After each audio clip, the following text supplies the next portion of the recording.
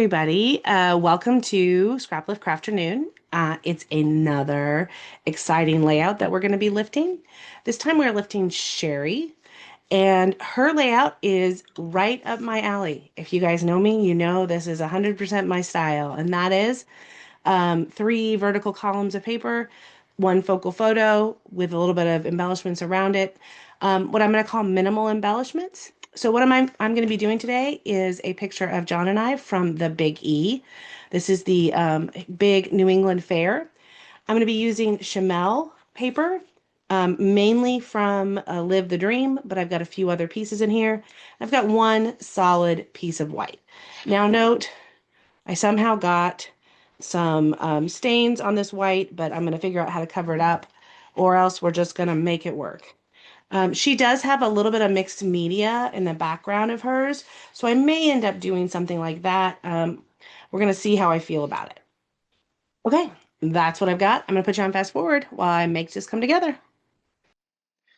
Okay, so I really loved this layout. I loved Sherry's take on Guys Night, and I enjoyed just being able to duplicate that. Now, obviously, I'm not using the browns. I'm going with some brighter colors, and it is because that's really full disclosure. If you watch my channel, you will notice that there was a My Little Scrapbook Store live that happened on January 18th where I used this exact same paper. So basically, I had this paper on my desk and I said, what photo do I have printed that would work with this collection since I've already got it out? And I found the Big E photo. The beauty of this particular scrap lift is that it would work with anything. Anything you have, whether it was, I could have made it work for a Disney photo, I could have made it work for Halloween or Christmas or whatever it is you have. It is one of those layouts where you just need three coordinating pattern papers, a focal point photo, and a few embellishments. And in my case, I'm using the 6x8 pad to cut out this cut apart sheet to find those embellishments. I'm not even going to dig through the rest of the collection. I'm going to use what I had on my desk. This is a perfect use your scraps layout as well. So if you were one of those people like me that are trying really hard in 2026 to use what we have, use what we've bought, use what is sitting in our drawers, in our cupboards, in our Ziploc bags, whatever it is, however you store your scrapbook supplies, this is the layout for you, because this could have been three scraps of paper, three sections of paper that you had just used in other things. And as long as they coordinate, they didn't have to be with the same collection. Love that about this particular scrap lift.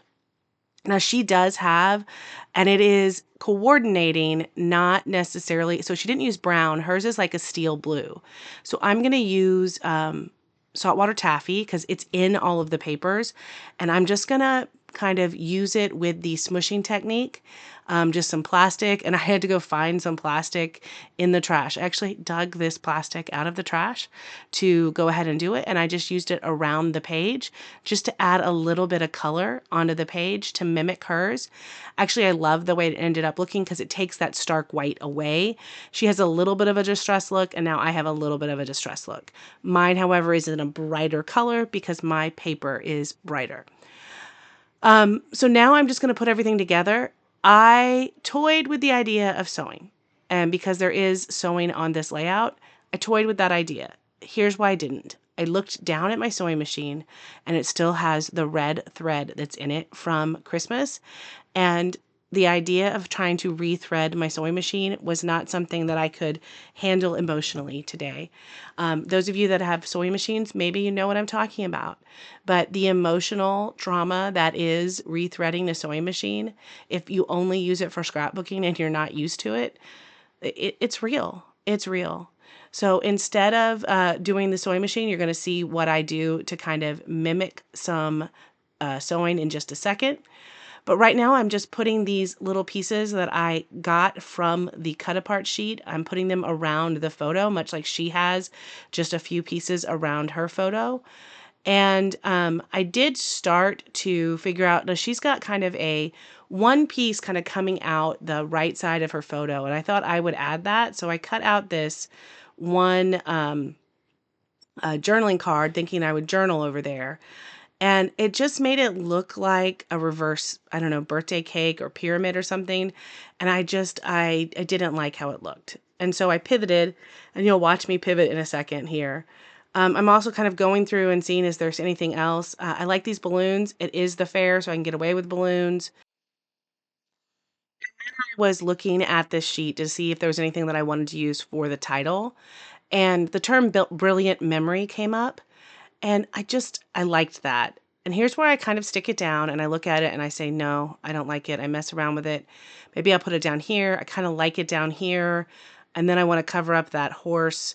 So I just end up putting it there. And then I'm going to put brilliant memory there. And I really like it. I am going to put up the balloons. And I noticed way too late that I've covered up the PY and happy. And it will not pull up. It is attached. That is one of the few stickers. You know, the one sticker that I put in the wrong place is the one that has complete stick and I can't pull up. So I've decided just to let it go. Putting this camera, and that's where I realized this is stuck, and I look at it and nope, we're just going to let it go. And I'm going to just put that camera right there. I don't know, it just made me happy.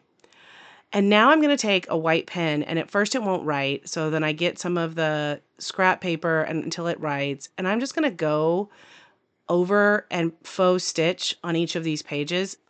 It doesn't add a lot because it's white, but it made me feel like at least I tried. It adds a little something onto here. It's fun to see, and I kind of like how it looks. So if you have a white pen or a black pen and you just add some lines down the edge of a paper, you kind of create faux stitching, and there's absolutely nothing wrong with having a little bit of faux stitching there. The last thing I'm going to do is add just a slight bit of journaling down at the bottom, and then I'm going to come back and talk to you about how I felt about this layout live. Thanks, everyone.